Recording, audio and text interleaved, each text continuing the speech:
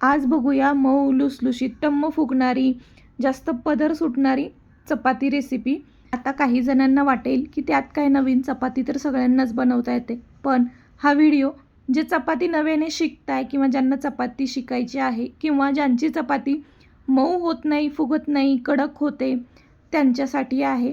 या व्हिडिओमध्ये मी चपाती मऊ होण्यासाठी किंवा टम्म फुगण्यासाठी काय करायचं, चपाती कशी लाटायची, कशी भाजायची, ह्या सगळ्या छोट्या छोट्या टिप्स सांगितलेल्या आहेत। त्यामुळं चपाती जे नव्याने शिकताय किंवा ज्यांना चपाती शिकायची आहे त्यांच्यासाठी या छोट्या छोट्या टिप्स खूप कामी येतील।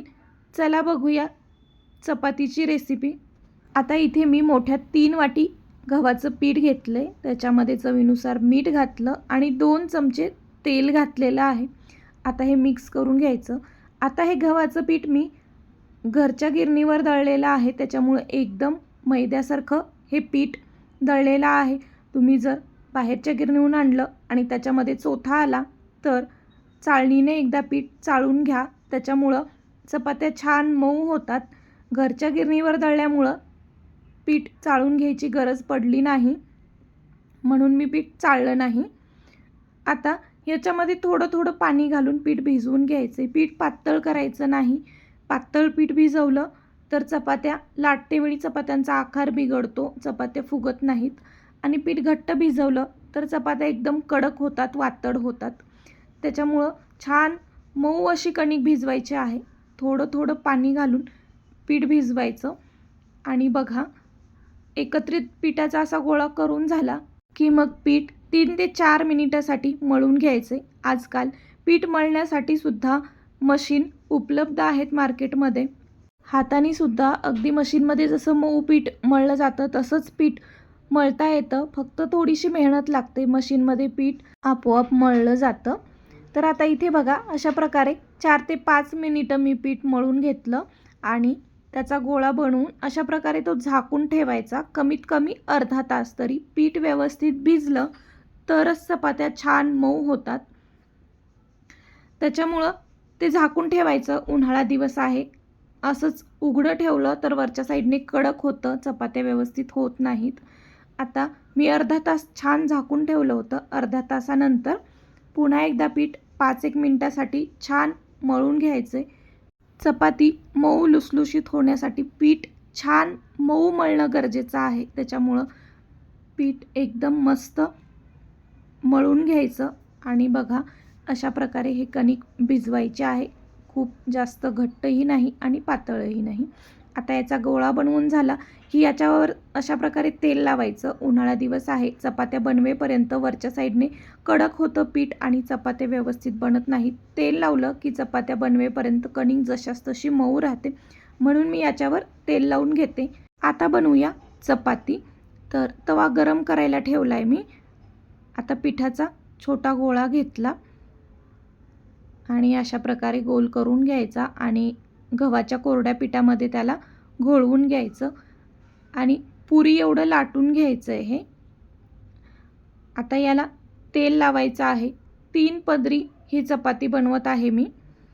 तेल व्यवस्थित लावायचं, पूर्ण कडेपर्यंत तेल लागलं पाहिजे आणि याच्यावरती गव्हाचं कोरडं पीठ टाकायचं। पीठ अशा पद्धतीने भरपूर टाकायचं आणि हे पीठसुद्धा एकदम काठोकाठ अशा पद्धतीने पसरवून घ्यायचं। आता याला फोल्ड करायचा आणि पुन्हा याच्यावरती तेल लावायचं आहे। पुन्हा याच्यावर गव्हाचं पीठ टाकायचं, सगळीकडे लावून घ्यायचं आणि अजून एक फोल्ड द्यायचा, म्हणजे त्रिकोणी आकारात हे अशा पद्धतीने बनलं पाहिजे। आता याला हातावरती अशा प्रकारे गोल आकार द्यायचा, गोल फिरवत फिरवत याच्या कडा बंद करायच्या आणि याला गोल आकार द्यायचा, म्हणजे चपातीचा आकार पण गोल होतो। कोणी कोणी असंच त्रिकोणी आकारामध्ये सुद्धा चपाती लाटतं, पण मग अशा गोल चपात्याच आवडतात मला, म्हणून मग मी हे गोल करून घेतलं आणि गव्हाच्या कोरड्या पिठामध्ये घोळवून घेतलं। आता लाटून घ्यायचं। बघा चपाती लाटते वेळी खूप जास्त साईड पलटायच्या नाही, 2 ते 3 वेळाच साईड पलटून चपाती लाटायची। खूप वेळा जास्त साईड पलटून चपाती लाटली तर चपाती फुगत नाही, एकदम चपटी होते। आता थोडीशी लाटून झाली की वरच्या साईडने गव्हाचं पीठ लावलं आणि साईड पलटी करून चपाती लाटायची। चपाती लाटते वेळी काठाकाठाने लाटायची, मध्यभागी लाटायची नाही, नाहीतर मग चपाती मध्यभागी एकदम पातळ होते आणि काठ जाड राहतात. त्याच्यामुळं अशा प्रकारे काठाकाठाने चपाती लाटायची आणि चपाती लाटतेवेळी अगदी हलक्या हाताने लाटायची आहे. एवढं काही जोर लावायची चपातीला गरज नाही लागत. हलक्या हाताने लाटायची. लाटतेवेळी चपाती अगदी मोकळ्या हाताने लाटायची, अकडता हात घ्यायचा नाही, नाहीतर मग चपाती कमी जास्त लाटली जाते. अगदी मोकळ्या हाताने चपाती लाटायची. खूप जास्त पीठसुद्धा लावायचं नाही लाटतेवेळी, नाहीतर चपाती एकदम पांढरी पांढरी होते. भाजतेवेळी ते पीठ करपतं आणि चपाती लालसर होते. कपड्यावरही कोणी कोणी चपाती लाटतं, पुरणपोळी लाटतो त्याप्रमाणे, पण असंच लाटते मी पोळीपाटावर. तवा चांगला गरम झाला की मग चपाती टाकायची. चपाती टाकायच्या आधी थोडंसं तेल टाकायचं तव्यावर आणि मग चपाती टाकायची, म्हणजे तव्याला चिटकणार नाही. आता चपाती भाजतेवेळी गॅसची फ्लेम मीडियम टू हाय ठेवायची. लो अजिबात ठेवू नका, नाहीतर मग चपाती कडक होते खूप वेळ भाजल्यामुळं. त्याच्यामुळं चपाती भाजतेवेळी गॅसची फ्लेम मीडियम टू हाय ठेवा. आणि बघा कशी चपाती फुगलेली आहे. भाजतेवेळीसुद्धा खूप जास्त वेळा साईड अलटी पलटी करायच्या नाही, नाहीतर चपाती कडक होते. 1-2-3 वेळा साईड पलटी करायची आणि उलटण्याने अशा प्रकारे साईडने कडा दाबून दाबून चपाती व्यवस्थित भाजून घ्यायची आहे. बघा किती छान चपाती भाजली गेली आहे. आता अजून एक चपाती मी बनवून दाखवते. बघा अशा प्रकारे पुरी एवढं लाटायचं, तेल लावायचं आणि त्याच्यावर गव्हाचं पीठ टाकायचं. आता कोणी कोणी चपाती 2 पदरीसुद्धा बनवतं. तीसुद्धा चपाती व्यवस्थित होते, फुगते, मऊ होते. पण आमच्याकडे तर अशाच 3 पदरी चपात्या बनतात. त्याच्यामुळं मग ही चपाती मी दाखवत आहे 3 पदरी. आता त्याला गोल आकार देऊन घ्यायचा आणि लाटून घ्यायचा आहे. लाटतेवेळीसुद्धा मी मघाशी सांगितल्याप्रमाणे अगदी हलक्या हाताने आणि हात मोकळा ठेवून असं लाटायचं आहे. चपाती लवकर पसरली जाते मोकळा हात ठेवून लाटलं तर, आणि सगळीकडे एकसारखीसुद्धा लाटली जाते. अजिबात जास्त प्रेशर लावून चपाती लाटायची गरज नाही. कणिक छान मऊ मळली असेल तर चपाती सहज लाटली जाते. चपाती मऊ छान लुसलुशीत होण्यासाठी, जास्त पदर सुटण्यासाठी सगळ्यात महत्त्वाचं तर कणिक भिजवणं आहे. त्याच्यामुळं कणिक छान मऊ होईपर्यंत मळायची आहे. ओबडधोबड कणिक मळली तर चपाती कडक होते, व्यवस्थित फुगतही नाही. चपाती टाकायच्या आधी तव्यावर थोडंसं तेल घालायचं, चपाती चिटकणार नाही. आणि गॅसची फ्लेम मीडियम टू हाय ठेवायची आणि चपाती पटकन भाजून घ्यायची, म्हणजे कडक होणार नाही. बघा ही सुद्धा चपाती मस्त फुगलेली आहे. आणि उलटण्याने चपाती भाजायची. हाताला चटकाही लागू शकतो नव्याने शिकत असाल तर. आणि चपाती भाजतेवेळीसुद्धा कुठे कुठे कच्ची राहू शकते. उलटण्याने भाजली तर अशा प्रकारे साईडने प्रेस करून करून चपाती भाजायला सोपं जातं. त्याच्यामुळं उलटण्याचाच वापर करा चपाती शिकत असाल तर.